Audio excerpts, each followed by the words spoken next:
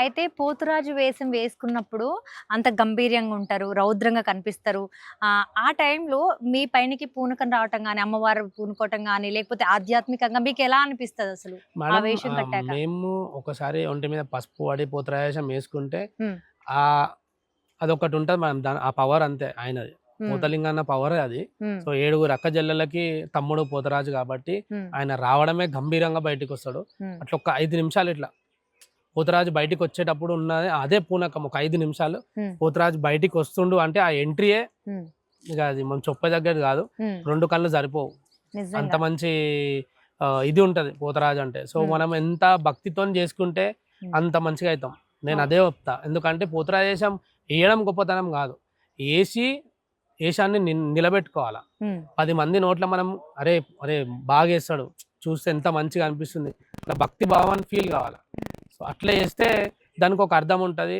మనం ఎప్పుడు మనం పోతురాజేశం ఏస్తున్నాము అనంటే కించపరిచి మాట్లాడేటట్టు చేయకుండా, హ్మ్. మనం మంచిగా ఉంటే 10 మంది మనం జూసి కరెక్ట్‌గా ఆదర్శంగా న్యాయం ఆ! చేసేలాగుండాలి. కరెక్ట్. అదే మనల్ని విధంగా గూడా ఆదర్శంగా తీసుకొని ఇంకా వేరే పిల్లలు కొత్త వాళ్ళు ఎవరైనా ఏస్తే గూడా, హ్మ్. అరే! చూడు అన్న ఎట్లేస్తుండని ఫాలో అయితారు. ఎందుకంటే ఇప్పుడు ఇయాల రేపు సోషల్ మీడియా గాని, ఇన్‌స్టాగ్రామ్, యూట్యూబ్ సో, ఇవన్నీ జూసి ఫాలో అయితున్నారు తెలవని వాళ్ళు గూడా. సో, హ్మ్. మనము మన దగ్గర మంచి కంటెంట్ ఉండి, మనం మంచిగా భక్తితోని జేస్తే, హ్మ్. మనం జూసి 10 మంది నేర్చుకుంటారు. హ్మ్. సో, నేనెప్పుడు అదే కోరుకుంటా మేడం. మీరు ఇన్‌స్పైరింగ్‌గా ఇంకొకళ్ళకి ఆ! ఉండాలని అట్లా. చూస్తున్నారు. మనం ఒకరికి ఇన్‌స్పైర్ అయ్యి వాళ్ళు గూడా అరే! చలో అని మన పేరు తీయాలని ఏం లేదు. హ్మ్. కాకపోతే ఏందంటే చేసేదేదైనా పర్ఫెక్ట్‌గా చేస్తే బావుంటదన్నది హ్మ్. ఆలోచన. భరత్ గారు ఇప్పుడు చాలామంది మీరు వేషం కట్టిన తర్వాత వాళ్ళ దగ్గరికి వెళ్తుంటారు. వాళ్ళందరూ కూడా మొక్కుబడిగా మీ దగ్గరకొచ్చి మీ కొరడాతో దెబ్బలు తినాలని చూస్తా ఉంటారు కదా! అవును మేడం. సో, అందులో ఉన్న రహస్యం ఏంటి అసలు మెయిన్ థింగ్? అంటే పోతరాజు కొరడాతో దెబ్బలు తినాలని అట్లా ఉండదు మేడం. హ్మ్. ఆ పోతరాజు బయటికొచ్చిన తర్వాత ఆషాఢ మాసంలో హ్మ్.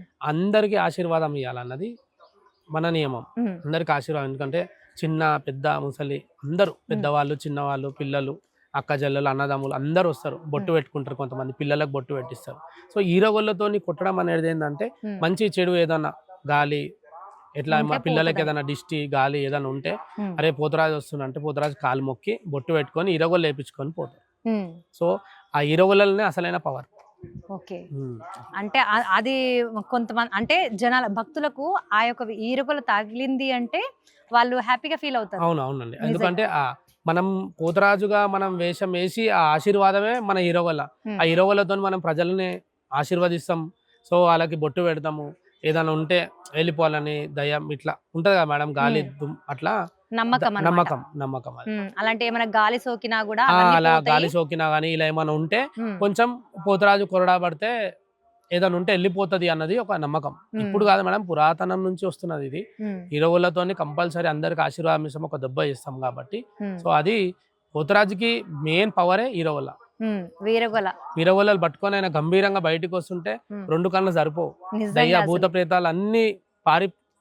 అప్పుడు అమ్మవారికి రక్షణగా పోతురాజు అందుకే బయటకి అంత గంభీరంగా వస్తాడు. హ్మ్. మీరు వేషంలో ఉన్నప్పుడు నాలుక తీసి బయటికి ఇలా అనేసి అంటారు గదా! ఆ అవును మేడం. కళ్ళతో ఆ రౌద్రమైన అవును. రూపంలో బయటికొచ్చినప్పుడు కొంచెం భయమేస్తది చూడ్డానికి. అవును మేడం.